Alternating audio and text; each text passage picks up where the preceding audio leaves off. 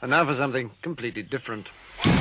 Forget everything you've been told by others before. Get ready for the real deal, the full story. Real talk about money, markets, life.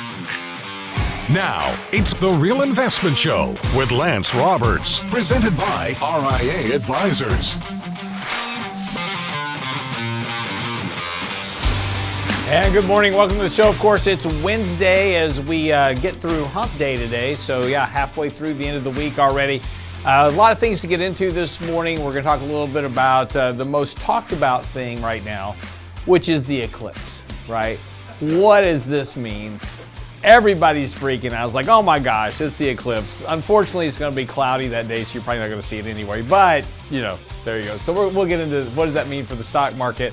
Of course, lots of concerns, and again, whenever something's going to happen, particularly in a bull market, you know, people are always trying to find a reason why this is going to be the end, right? So we'll talk about that some this morning. Also have some other topics to get into as well, so hang around. Lots of stuff to get into today with the show. John Penn joining me this morning, so we finally got some intelligence here on Wednesday. You know, nice to have John here for a change. I don't know if I have a comment about that. Anyway, so a couple things. Interesting, yesterday we had the JOLTS survey out, which is the Job Opening Labor Turnover Survey. So that tells you how many job openings we have, how many quits, how many people got hired, all those type of data points. And it was interesting because we continue to see the JOLTS rate kind of slow down here. So again, not hiring as many people as we were. The demand for openings are declining.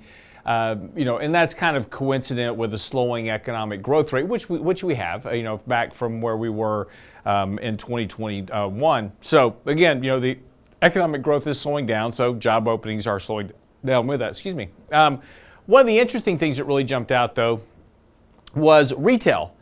Because retail sales, right, according to headlines, retail the consumer has been extremely strong in retail sales. And, they've been out spending money like crazy. This has been feeding into the economic data. This is when we have, 3% economic growth. It's all about personal consumption and how strong the retail spending has been by consumers. Yet, retail hiring has dropped sharply. And so we're not hiring that many people who work in retail. But wait a minute, that doesn't really make sense, because if you have very strong demand for retail sales, you're going to have a demand for job openings, right? So job openings are going to be, everywhere, and they'll be hiring people like crazy to fill the demand. That's not happening. So again, this is another one of those kind of divergent indicators, and we've seen a lot of these here lately that, talk about full-time employment, we talk about job growth. We got the employment numbers coming out on Friday, but, we talk about the strength of the employment, and we take a look at full-time employment, which is dropping pretty sharply right now. So again, just another one of these kind of divergent indicators that suggests that some of the economic data we're seeing may not actually be as strong as it looks. And of course, that has implications for inflation, is that, while we're seeing an uptick in some of the inflation data here lately because of some of these anomalies that are going on in this economic data, the trend of economic growth, if these other indicators are right and suggest that the economy is not nearly as strong as it is, that's going to be more disinflationary as we get later into the year. So again, it's going to be interesting when and where we kind of see a catch-up of some of the headline economic data with kind of what we know, boots on the ground type reality. Again, this was something noted by the Philly Fed here just last week, talking about there's about an 800,000 gap in the jobs numbers between what the BLS says was hired versus what they actually think was hired. So again, about 800,000 fewer people may have been employed than what the data is saying. So again, this is all going to feed into the data as we start getting these kind of the kind of an alignment of the data later on this year. But this does have implications, at least in the short term, for the Federal Reserve, as some of the stronger economic data, some of the inflation data here as of late is going to keep the Fed on hold. Yesterday, Fed member Daly came out and said, hey, rate cuts are not a promise. right? They're a projection. So they're projecting 3 rate cuts this year. They're not promising 3 rate cuts this year. And the market's gotten very detached from that. And this was one of the reasons why the market's kind of sold off yesterday is trying to realign what market expectations have been versus what the Fed may actually do. And again, right now, there is no rush for the Fed to go out and cut rates right now because the data is fine, according to headline data. Now, we'll have to talk about liquidity issues and other things after that. But, that's where we are right now. So let's talk a little bit about what you need to know about the market today before the bell. So yesterday, the market, again, this is that perfect trend channel that we've now been in for months.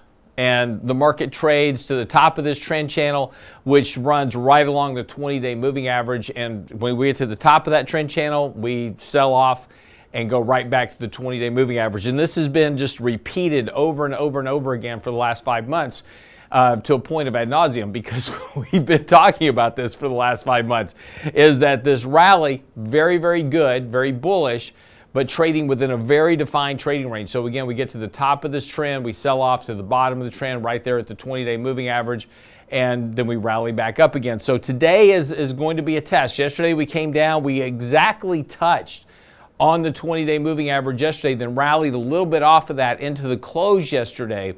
But this morning, futures are pointing lower by about 7 points. So again, this morning we're going to touch that 20-day moving average again. Now again, just, got to remember this, is that just because we potentially violate the 20-day moving average at some point, maybe not today, but just because we violate it doesn't mean immediately go out and sell everything. Because what we're going to be looking for here, let me zoom in a little bit on this. So if we look at this 20-day moving average as a function, what we're looking for here is simply the market to break this 20-day moving average, rally back to it, and then fail. And so we need a confirmed break of that 20-day moving average before you take any real action. Just because we potentially break it, and we've done it before, we've come back below it and then immediately turn right around, rip back up. So, if you sell right there on that first break, potentially the market whipsaws you. But we're looking for a weekly, for the close of the week. So on Friday, as an example, and again, I'm not saying this is going to be the case, but if on Friday we are below the 20-day moving average and then fail to get back above that 20-day moving average, now we have potentially a better warning sign that potentially this rally, this kind of unstoppable rally that we've had, has now reached its conclusion. And that will happen at some point, mind you, right? It's just a function of time until we get there. Whether or not it happens today or next week, I don't know. But again, this is what we're kind of watching for. Again, nothing to really worry about here, nothing to do at the moment, because we haven't violated this trend, and this trend remains very firm. Every time we get down these 20-day moving averages, the computers kick on, start buying stuff. It's just the algos at work. So again, this is why we continue to see this very similar action day to day, week to week here for the last 5 months. Again, that will end at some point, but we're not there yet. But again, don't knee-jerk reaction, don't make a knee-jerk reaction to the first break. You've got to let it break, let it confirm, so that you don't get whipsawed out. And this happens to traders all the time, is that, there's a break from a moving average, they go, oh my gosh, I've got to sell, and then the market goes right back up, and they go, well, see, technical analysis doesn't work. You have to understand the nuances of how technical analysis works. So again, just don't make a knee-jerk reaction. Wait for a confirmation. May lose a little bit here, 1 or 2%, before we have a good, strong confirmation that this rally is over and it's time to take more aggressively defensive actions in your portfolio. Okay, so that's what you need to know before the bell this morning. We'll come back, we'll pick up with John Penn and talk about some really smart stuff that he brought this morning. So I'm going to put all the onus on him. I'm actually just going to get a cup of coffee, hang out. He's got this whole thing covered. Anyway, we'll be right back after the break. Don't go away.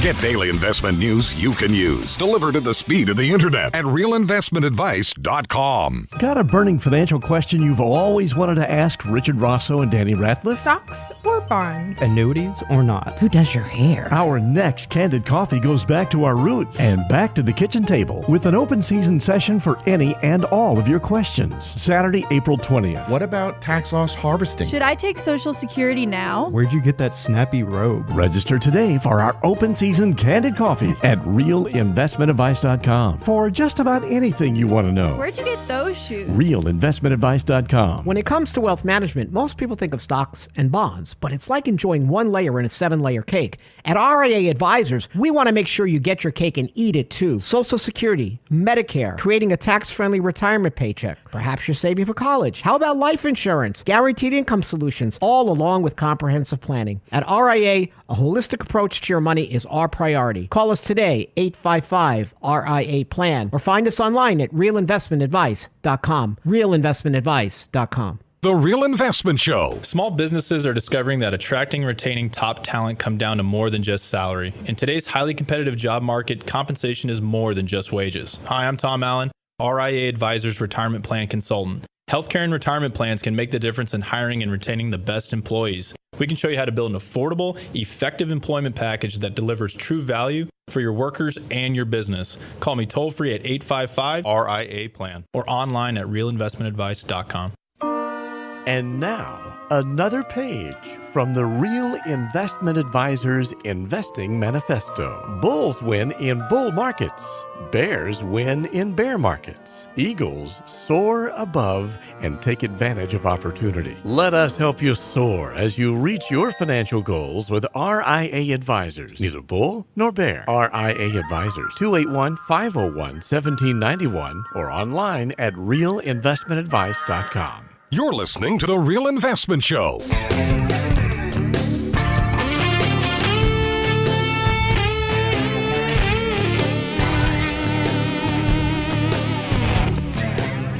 So first of all, let me just state my opinion about solar eclipses. I could care less. There are so many people that are so excited about this, and you have to have an opinion one way or the other. And if somebody says, hey, what do you think about the solar eclipse? Your response should be, well, what do you think about the solar eclipse? Because they're just dying to tell you whatever it is, right? The only reason they're asking you the question about what you think the solar eclipse is going to do is because they're dying to tell you their thesis, right? So just, your response is, what do you think about the solar eclipse? And let them just ramble it off, because you're going to hear all kinds of nonsense. The end of the world is coming, and you name it, whatever. But of course, there's always concerns about what does a solar eclipse mean for the stock market, right? Is this going to be the moment that it creates a giant crash? And is this the turning point as the lights go out in the heavens? Does the market decline, rather sharply? I'm watching actually a really interesting series on Netflix right now called The 3-Body Problem. We're watching it too. How far are you into it? I don't want to ruin anything for you. No. I think we're 4 episodes in. Okay, I'm at 5. Okay. So if you like sci-fi, it's a very interesting phenomenon about, or kind of a very interesting series of kind of cross between science fiction, artificial intelligence, aliens. I mean, it's got, no matter what your thesis is, there's a little bit of something in there for you, right? So, but here we are. We've got this solar eclipse that's coming, and again, everybody's got a thesis about what this is going to mean. And in fact, the last time we had a solar eclipse of the kind of this magnitude was 2017, right? So, John, what happened back in 2017 when we had the solar eclipse? Well, it was interesting because you're talking about the solar eclipse, and honestly, I hadn't really given it much thought either. I was out. So, John, what do you think about this? Here it comes, right? So, not too long ago, I was outside, doing a little yard work, and one of our neighbors, she's a trip. She just cracked her door open, just her head came out. She goes, "Hey, John, we got the solar eclipse that's coming up. You know that, right?" And I said, "Well, when is it?" And she told me the date. She goes, "Just do me a favor. Will you promise me you'll do something, right?" I said, "What?" She goes, "Just make sure you fill your truck up with gas. Just please put fuel in your truck." And I said, well, what's going to happen? And then it kind of spiraled from there. So then I said, well, this is being talked about, Right. So it's interesting. So the last solar eclipse we had was back in 2017, August of 2017. It's interesting. So LPL did a study that over the last 16 solar eclipses, because the one that's coming up here this month in April, going back to 1918, this will be solar eclipse number 17. In the previous 16, 12 months following the solar eclipse, the market has been up on average about 17%, 12 months after the date of the solar eclipse. What do you think? Look, so first of all, it's a very interesting. LPL is notorious for these types of studies, right? And so they'll tell you all the time, they'll say, oh yeah, whenever this has happened, 12 months later, this is where the market is. The market is X higher. What they don't tell you is what happens in between. Right. So they don't tell you that in between there was a 10% correction before you got, to that end of the year run. And I'll give you a good example of this. Last year, there's a great example of this. So at the beginning of the year, we had a fairly weak January. Then we had a strong February, March, April, and May. And so about May, June, LPL was writing articles that said, hey, look, whenever this has happened in the first half of the year, the second half of the year has always been up, like 20% or whatever it was. Well, it turned out that was a true statement. They just didn't tell you about the 10% correction that you had in the summer, right? And so, everybody in the summer was selling out of the market going, we're back in a bear market. We took out the 200-day moving average. There's all these analysis. And we were writing an article in October saying, hey, October weakness will lead to kind of the year-end rally. And it's exactly what happened. So again, you've always got to take these studies, with a grain of salt. And I think a more honest, kind of production by LPL would say, here's what happened 12 months later, 24 months later, 36 months later. And, this happened. Because, again, lots of these analysis were great. 2006, this has happened every time. And 12 months later, the market was up. In 2007, the markets were up. Totally missed 2008, right? Right.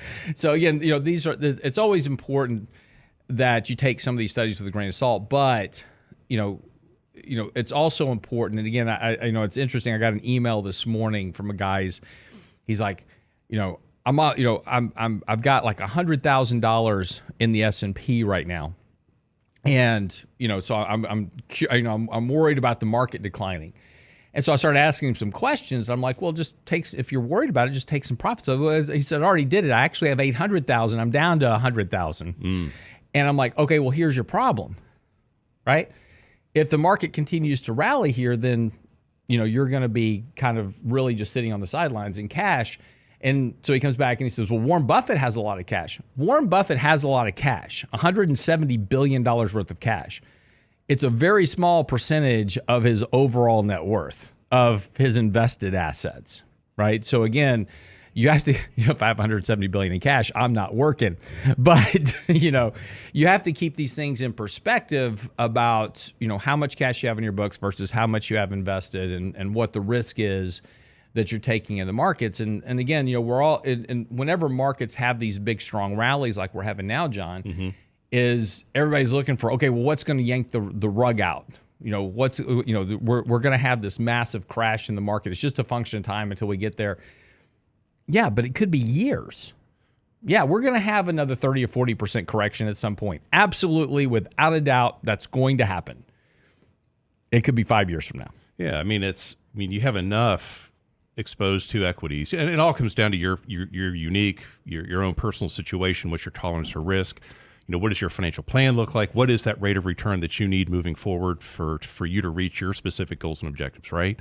So, but to your point, Lance, you can still have some money in equities, so that way if the market continues to be strong, you can participate, right? Right. There's nothing wrong with having some cash. You want to have some cash on hand anyway, just for your emergency funds. Life throws you a curveball. You need to put a new roof on the house, vehicle repair, whatever that is. That's that financial vulnerability.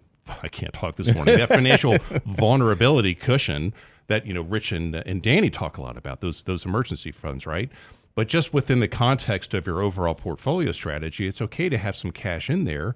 So that way, to your point, if markets pull back here a little bit, you can use that as an opportunity to nibble and get things at a better value. Right. Well, and again, and if you go back and look at previous solar eclipses, there were a couple of years where we had a solar. So in solar eclipse 1923, right? The following month, the market was down 5.6%. Right. Right. So it can happen. And look, we are well overdue. And look, it's just, I'm so tired of talking about it. We're so overdue for a correction now. We're so deviated from means, et cetera. We're going to have a correction, 5 to 10%. It's going to happen. Maybe it doesn't happen in a month, but it's going to happen.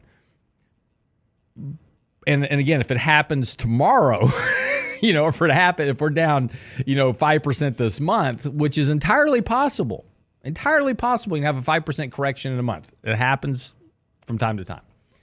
Everybody will blame the solar eclipse for it. They'll say, see? April the 8th. Exactly. So, but causation is not correlation, right? It's just, we've got all the ingredients necessary for a correction in the market.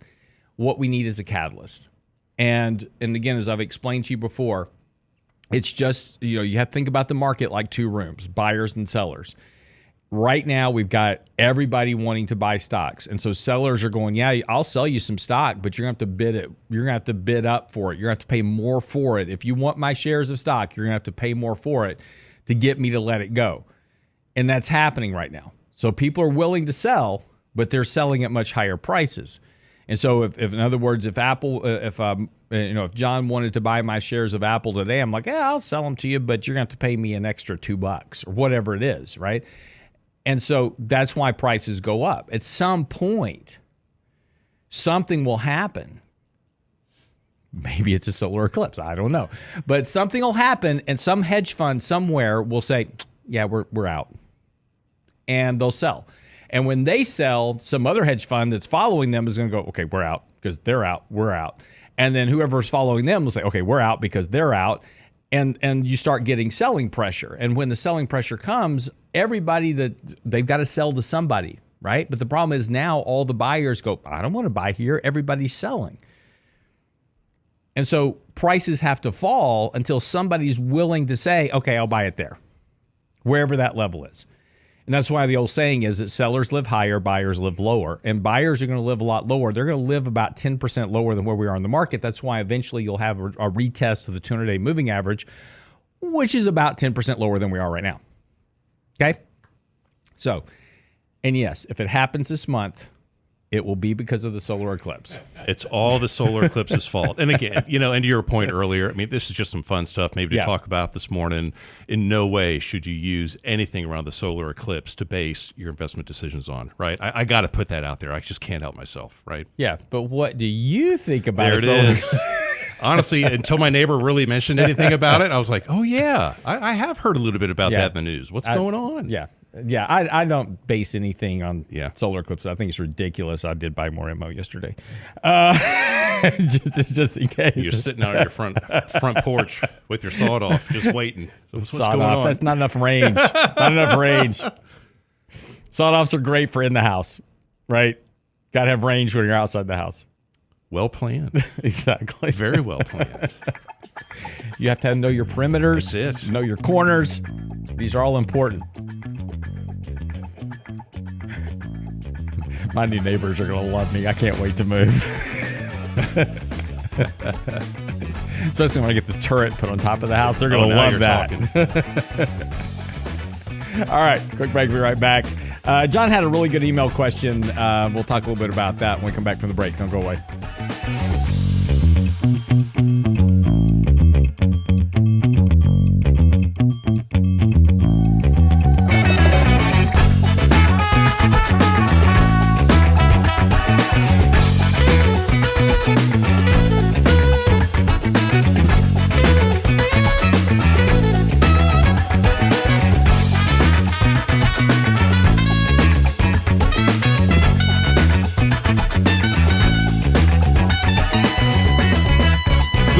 Real Investment Advice blog. It's required reading for the informed investor. Catch it today at realinvestmentadvice.com. Got a burning financial question you've always wanted to ask Richard Rosso and Danny Ratliff? Stocks or bonds? Annuities or not? Who does your hair? Our next Candid Coffee goes back to our roots and back to the kitchen table with an open season session for any and all of your questions. Saturday, April 20th. What about tax loss harvesting? Should I take Social Security now? Where'd you get that snappy robe? Register today for our open season Candid Coffee at realinvestmentadvice.com for just about anything you want to know. Where'd you get those shoes? realinvestmentadvice.com. Hi, Lance Roberts here. If you're like most people, your 401k plan represents the bulk of your retirement assets. And unfortunately for many, managing your 401k plan can be difficult. There's so many choices, so many things to consider. With just a quick email, a couple of questions, you can put RIA advisors to work for you managing your 401k plan. Just simply click Ask a Question at realinvestmentadvice.com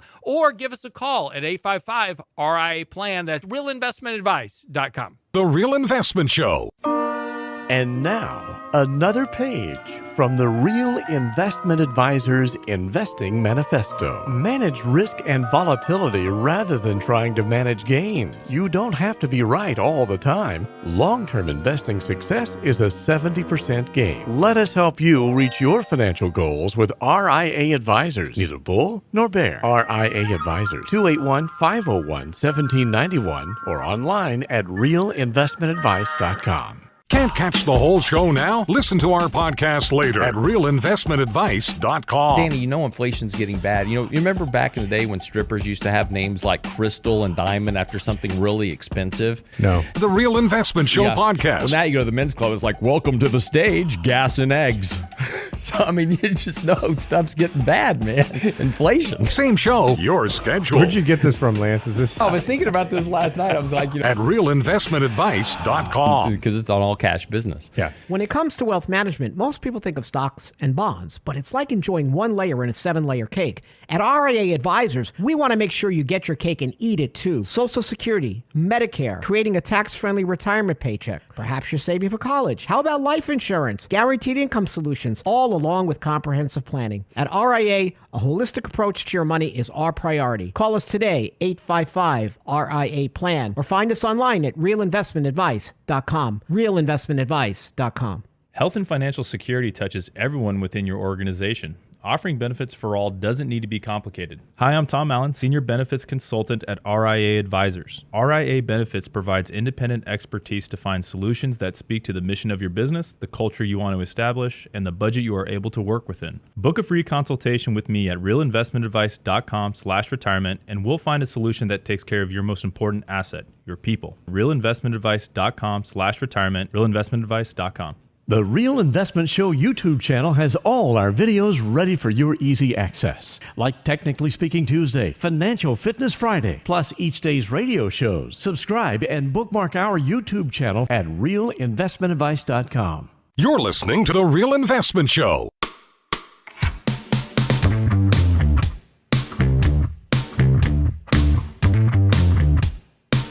So welcome back to the show this morning. So solar eclipse nonsense aside, look, market's bullish, continue to be bullish, continue to remain invested for now until things change, right? And when things change, then we'll get more defensive. Trying to predict turns in the markets leads up to people losing more money than they would have lost otherwise. I've talked about this before about, trying to anticipate crashes. More money is lost trying to anticipate a crash in the market than the actual crash itself.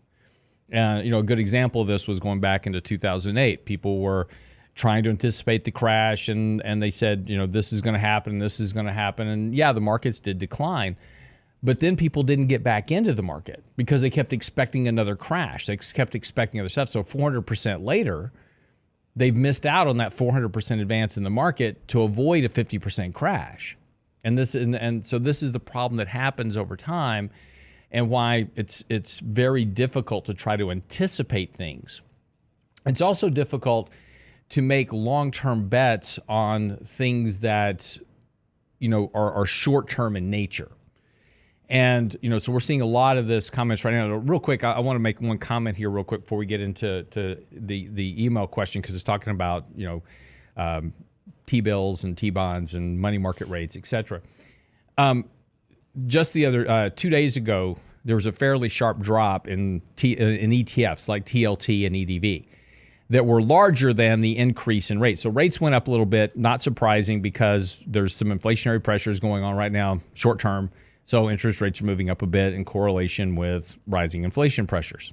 Not surprising with the strength of the economy and the economic data that we're getting.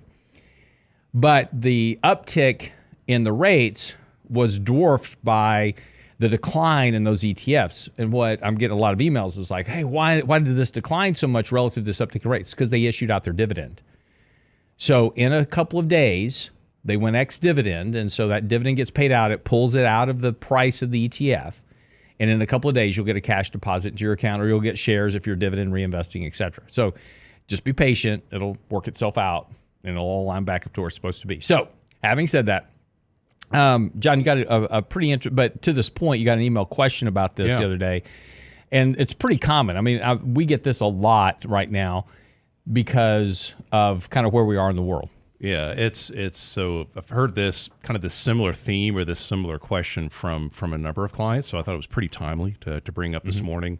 So, and basically the question was this, where you're looking at the yield curve and where interest rates are. I mean, the yield curve, is still inverted, meaning you're getting paid higher interest rates on short-term bonds than you are on long-term bonds. But even out there on the long end of the yield curve, rates are still pretty attractive right now, historically speaking, right? Sure. So, I mean, you're getting north of, looking at the 10-year, 4.3, you go out a little bit further on the 20-year, you get about a 4.5, 4.6, out to the 30-year, about 4.5 right now. So the question was well, does it make sense looking at where stock valuations are, Lance, because arguably markets are expensive, right? I just got this question also this morning, right before I came in here. Does it make sense to shift out of equities altogether and just go all in on long-term bonds with the expectation that at some point, rates need to come down, thus you get some really nice capital appreciation potential on those long-term bonds. So, I mean, what do you think? Does it make sense? Is it kind of is this kind of all or nothing, or would you make a dramatic shift like that? Well, no, and I think you've got to put this in the context is that when they start talking about valuations, right, what they're saying is that based on current valuations, and there's math behind this, based on current valuations, forward returns on stocks will be 2 to 3%, right? So if I can get 4.5%, why not on a treasury? Just pick up the treasury, get 4.5%. I come out ahead of what I'm going to get by buying and holding stocks, and there's the key term: buy and hold. So yes, theoretically, if you're going to take $100 and invest it, and you say, okay, I'm going to put this $100 to work, and I'm not going to touch it for 20 years. Then you say, okay, I'm going to buy a 20-year bond, or I'm going to buy stocks for 20 years. Well, in theory, right, because of valuations, the bond should outperform the holding period of those stocks, because over that 20-year period, returns are going to be lower. The problem with that, though, is that during that 20-year period, stocks are going to have fantastic rallies, and they're going to have a couple of big declines. So as long as you're managing your risk, you're going to far outperform owning bonds at 4.5% versus what you'll get out of the stock market. And again, if I build right now we're modeling out a dividend equity model that we're running tests on right now, and we'll hopefully have that available later this year. But I can buy a dividend equity portfolio that yields 4% and creates another 2 to 3% from growth, right? So now I'm at 7 over 4.5% on bonds. So again, the idea is interesting only from the valuation metric, but you have to understand that over that 10-year period of low returns or 20-year period of low returns, you have years where the markets are up 20, 25. You have 1 year where the markets are down 30. Then you have 5 more years where you're up 20. And you look back and go, wow, only made 2% or 3% over that 10-year period, right? Because of the volatility of the markets. But if I can navigate that, right, try to avoid some of the downturn, not all of it, right? Just mitigate some of it, right? So markets are down 30, I'm down 10, 15. Then I'm actually going to well outperform that rate of return over time. And especially if I have a dividend focus based on my portfolio as well, that's just going to enhance that overall return. So again, kind of these big macro views are going to be problematic. And the other side of this is that, for people, I've gotten a lot of emails lately. It's like, I'm just sitting in cash right now because I'm getting 4.5% on cash or whatever it is. That's going to go away very quickly. When the Fed starts cutting rates, those rates are going to go away very, very quickly. And now you've got an overvalued market and no return on cash. So this is all going to kind of snowball at some point over the next 6 to 12 to 18 to 24 months. And again, this is just it's going to take time to get there because it's going to take a while for inflation to come down, for economic growth to slow towards zero, but that's going to happen. And when that happens, all this stuff starts to work in that direction. So again, just got to be aware of that. Yeah, I mean, there are a lot of folks that I visit with now. I mean, they like having a pretty good cash position because it feels good, right? I mean, hey, it's great to be earning 4.5 somewhere, and some money markets are paying 5%, a little bit north of 5%, right? But to your point, Lance, if the Fed does come in and start reducing interest rates, that yield's going to fall pretty quickly, right? So I know part of the portfolio that you and Mike have put together is, we have some exposure to a little bit longer bonds on the short end of the yield curve in that 1 to 3 year space, right? So what's the rationale behind that, right? If those, because the bonds in that, those 1 to 3 year bonds, they take longer to mature. Well, if the Fed starts reducing interest rates quickly, the yields on those 1 to 3 year bonds are going to be more resilient. They'll stay higher for longer, right? Right. So it's kind of like a way to kind of hedge, interest rates, falling in the near term. Yeah. Right. Yeah. And again, look, there's a lot of, there's so many different ways. Look, let me just back that up real quick. How you manage your own portfolio is entirely up to you, right?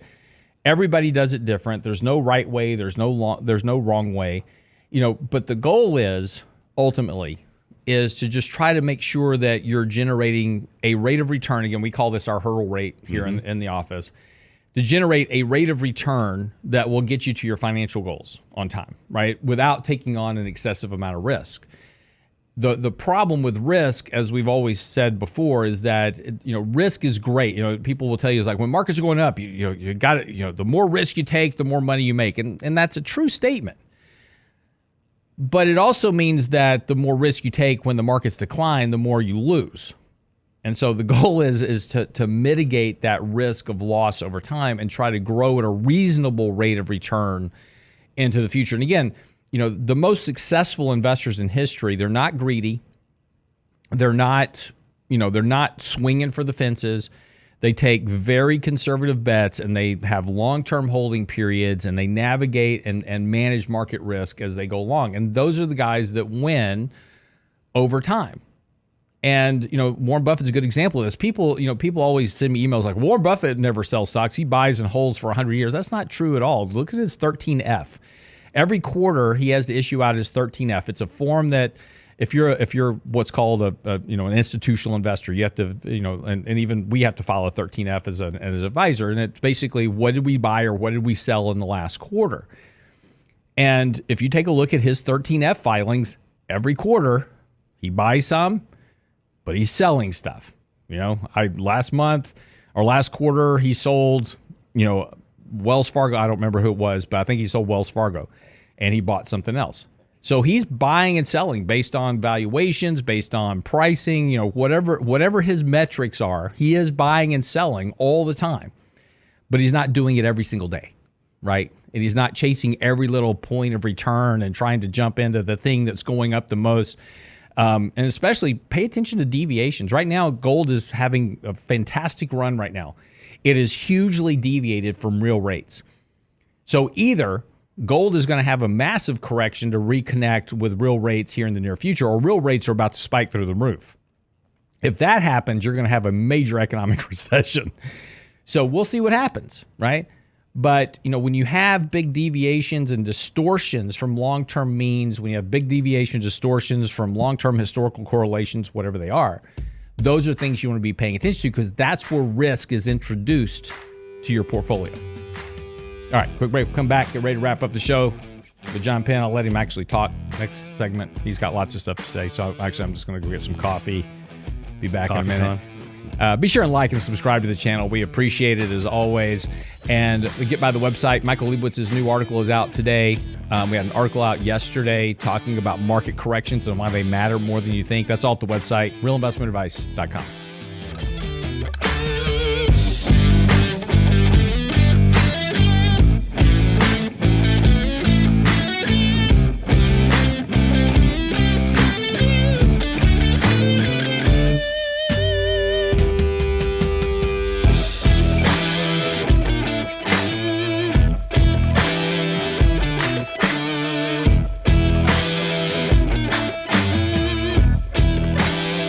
Get daily investment news you can use, delivered at the speed of the internet at realinvestmentadvice.com.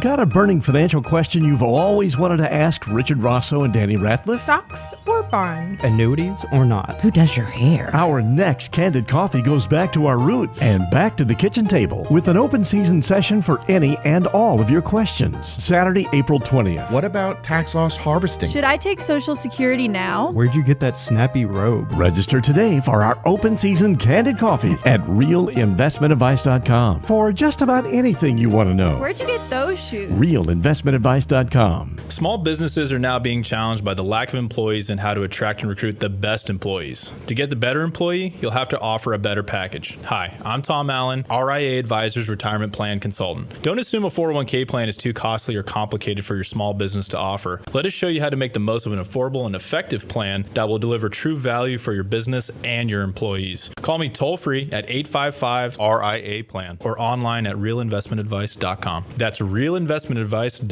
The Real Investment Show. When it comes to wealth management, most people think of stocks and bonds, but it's like enjoying one layer in a 7-layer cake. At RIA Advisors, we want to make sure you get your cake and eat it too. Social Security, Medicare, creating a tax-friendly retirement paycheck. Perhaps you're saving for college. How about life insurance, guaranteed income solutions, all along with comprehensive planning? At RIA, a holistic approach to your money is our priority. Call us today, 855-RIA-PLAN, or find us online at realinvestmentadvice.com. realinvestmentadvice.com. And now, another page from the Real Investment Advisors Investing Manifesto. A passive investment portfolio requires active risk management. It's not a choice, it's necessity.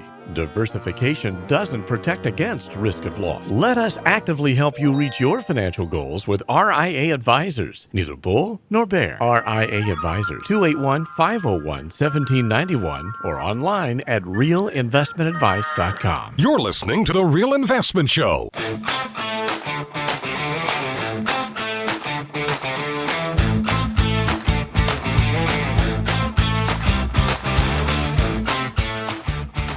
So welcome back to the show this morning. So just getting ready to kind of wrap things up. Of course, big earthquake in Taiwan. Excuse me. Choking myself up. So a big earthquake in Taiwan right now has the world's attention, but there's potentially some ramifications for the stock market that maybe people aren't looking at just the moment, because it hasn't quite sunk in yet. But there are very big factories over there that are specifically related to the artificial intelligence market, right? So it's been the whole AI chase this year, right? It's all about AI stocks, etc. NVIDIA, AMD, those type of companies. Well, Taiwan Semiconductor is the manufacturer for almost all, if not all, of NVIDIA's chips. Same thing for AMD. Others all come out of Taiwan Semiconductor. So again, with that earthquake, there's potentially a disruption coming of some sort. Well, and again, this just happened overnight, so we don't really know just how widespread it is or what the actual destruction is. How soon can these factories and foundries get back up online? And is there a short-term or an intermediate-term impact that'll happen to the availability of getting semiconductors? The reason I bring this up is remember, this is what happened back during the 2020 shutdown. We shut down supply, and that led to a big surge in prices for all kinds of things, right? So if you wanted to build a house or a pool or whatever, it was just, you couldn't get stuff to build stuff with, and if you could get it, it was massively expensive. And so again, if this is a long delay, and again, I don't know yet. There's some headlines out this morning talking about Taiwan Semiconductor and their ability to, get the foundries back up online in short order. But, depending on how long, if at all, right? I mean, if they're able to get back up online tomorrow, then there's going to be no impact. But, if this is something that's, kind of drug out for a while, that could have an impact. Same thing with this, this bridge outside of Baltimore. There's a disruption in the delivery of goods and products and services to that port. Now, there's other ports that can be diverted to, right? But there's a disruption there. And so these are things that could lead to short-term price pressures in the markets, lead to short-term inflationary upticks, et cetera.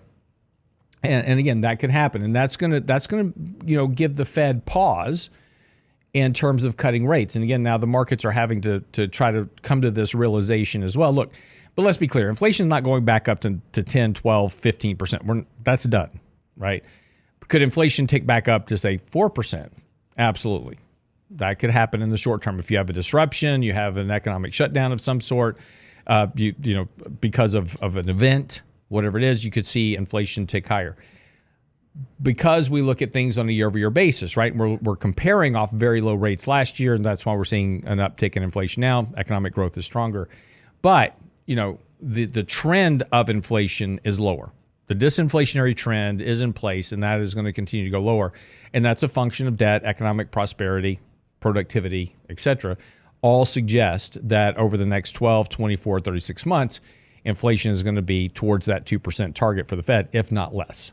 Generally, it's going to be less, but we'll see, especially at the rate that we're issuing debt right now.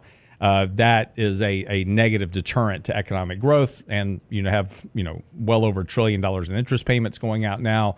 That requires more debt to be issued to keep up with the interest payments, which detracts from economic growth even further. So there's your problem, right? So there's and these long-term historical correlations have been in place for hundreds of years. So this isn't a new thing, right? This is just a function of time. So yeah, we get some short-term variability. That's absolutely expected. If something is declining or advancing, it doesn't go straight up or straight down. You're going to bounce along the way. And that's what's happening. But again, we'll just keep a watch on this. But there are some some market impacts that could come out of this earthquake in Taiwan. We'll know. And again, it just happened. We don't know right now it's all about, how many, what's the toll at this point, trying to figure that out. The next step will be, what does this mean for the economy and the global economy? Because Taiwan, along with South Korea, also very important. South Korea, very important to the global economy because of everything we buy out of South Korea. South Korea exports are a very good leading economic indicator of the U.S. economy because we buy so much stuff from them. Same thing from Taiwan. We buy a lot of goods and services from Taiwan. So that could be an impact in the short term to both economic activity, prices, et cetera. We'll see what happens, John. Yeah, so talk about inflation. In the previous segment, you were talking a little bit about the hurdle rate, right? And I know the eclipse is affecting certain things because you're talking about financial plans, right? Exactly. So sorry, I had to put that in there. But in all seriousness aside, that hurdle rate, or what is that rate of return that you need to earn specifically moving forward, for your financial plan to be successful. Lance, one of the, a very common concern that I hear a lot about, daily is, how will inflation affect me hitting my goals over the longer term, right? Not just inflation for your basic living expenses, but what about your healthcare costs? Healthcare, medical expenses, those typically grow at a much higher rate of inflation than, let's say, what your basic living expenses do, right? So that's why it's so important that even in our plans, when we're looking at determining what is that hurdle rate, what is that specific rate of return that you need to earn, regardless of what the market's doing. And yes, we all pay very close attention to that, right? But at the end of the day, like Lance mentioned earlier, what is that rate of return that you need to earn specifically over time for you to hit your goals? And what is the amount of risk that you need to take to get there, right? Well, very common question. Well, what happens if inflation increases moving forward? How does that kind of eat into my returns, right? Just so it's a very, it's pressing. It's on everybody's mind. I know it's on everybody's mind right now. During the break, I was explaining to Lance, our oldest daughter, who's 23, she'll be 24 this month. she's complaining about the price of floss at the grocery store. Like, are you kidding me? What 23-year-old is worried about the price of dental floss right now, right? But all that to be said, you know, it's a huge topic, and you never know how would this earthquake affect inflation here in the near term. You know, I didn't realize the Port of Baltimore is a huge port, and it's not so much that it's shut down right now, but there are certain goods and things that are shipped out of Baltimore that, you know, now they have to find new routes on how to get stuff out. Right. Well, right? Because the infrastructure is, I mean, you got to plan for that too. Right. Well, and then hazardous materials. Exactly. You can't take hazardous material through the tunnels, so they took them across the bridge. Now they got to figure that out, right? So you got to drive all the way around the city. It causes a lot of problems. It causes a lot of bottlenecks. Again, this is just one port, right? And there's other ports, you know, nearby. So again, we'll be able to shift things around. It'll be a short-term disruption, most likely. But you know, the struggle is real. I was when John and I were talking off break about his daughter and floss. You know, my daughter, she's 17, and she's discovered Kroger points for getting a discount on gas, and for her, that's her major expense, which is putting gas in her car. So you know, the struggle's real, John. The struggle is real. Trying to make ends meet. In fact, there's an interesting article. The Biden administration's been touting how good their economic outcome has been as president, how many jobs they've created, et cetera. And it's interesting because if you look at the approval roll polls, right, the one key demographic for them is the Gen Zs. And these are the graphic. This is the demographic that actually voted the most for Joe Biden, supposedly in the last election. They're losing massive chunks of that demographic because of inflation. And it's great, you know, if you take a look at a lot of these, you know, kind of videos that are getting put out on TikTok, it's like working for the rest of my life, I'm just supposed to do this forever because I need money. You know, the struggle is real for the new generation, which is now learning that 9 to 5 isn't as easy as going to college. You know, and that's these are the struggles because, right, they're coming out of college, they're getting their first job, and then the cost of living, trying to make ends meet, is just absorbing everything they can make. And there's you know, what happened to my ability to travel and do all these other things, that, you know, the fun things, right? I'm working, but I want to do some fun stuff, but there's no money for the fun stuff because it's all getting eaten up by bills. Yeah, I mean, so our oldest daughter graduated from college last year, and she's moved back to Houston. She's living with us right now, just, you know, saving money. She's been in her first official career now. Oh man, probably for about 9 months, right? And you know, her starting salary compared to what I started with when I came out of school, I mean, it's night and day. I mean, so she's been very fortunate that she has a very nice, you know, starting salary and a great bonus structure. But even with that, when you look at what it would cost for her to rent a 1-bedroom apartment, you know, then if there's a car payment, insurance, that's it. Yeah. Maybe you have some money left over for food and taking care of your utilities, but right? That hasn't changed, John. When I got out of college and got my first job, that's true. There was I worked for a bank, right? But there was enough money coming in for the apartment, food, gas, car.